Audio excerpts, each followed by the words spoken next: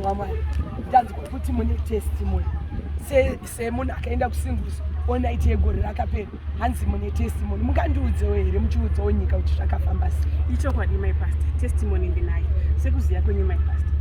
Pane nguva yekuti unosvika kudzidza wadzidza madegree wanawo madiploma wanawo, asi pane imwe nguva yekuti wazvitarisa wakunoti I'm now a senior lady, I'm now a senior girl, and a marriage unozongoida. Yes. My pastor ndakangonzwa padedzerwa nemuprofita kuti kwane singles all night. Yes. Ndikati situation yangu ndanazvo zvandinofunga kuti ndinofanira kunge ndave nazvo, asi at this stage ndakudawo boss. Yakufanira muchiro makaenda muchinyatsozvinzwa ndakatoenda iko zvino kudzidza ndadzidza basa rangu ndanaro zvandanchida kwachibva mupenyu ndanazvo but murume anongodiwa. Ndakati as a senior girl this is the time now nguva yachokwana afenda ngandinayo but zvemarriage zvanga zvichinetsa zvisi zvakachitaurika but zvemarriage zvanga zvichinetsa. Ndakaatenda my pastor singles all night last year. Mwari ndokundiitira nyasha, muprofita ndokudeclare. Ndotaura kwanditaura kunoko maroro akaitika.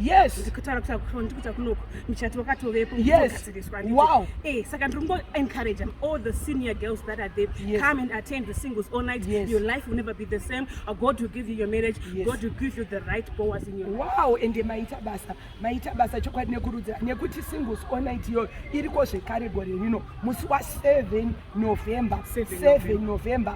November paEast End Hall mushowground ndo matinenge tiine theme yekuti hazvirambe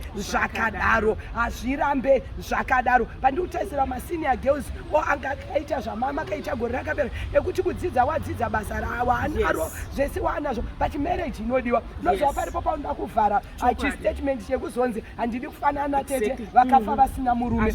Unogona kudhiraivha mota, unogona kungoone zvimwe zvakawanda but usina murume. Saka tiri kuti vanhu ngavauye musi wa7 November mushowground makaitirwa imomo, makaitirwa mega ndo mune hall inonzi East End Hall musi wa7 November kutanga nenguva dza 5 p.m. kurarira usiku hwese tichinamata. Ndiri kuinvita iwewe uri kumba. See you there. Uitirwawo zvavakaitirwa muzita raJesu. See you there.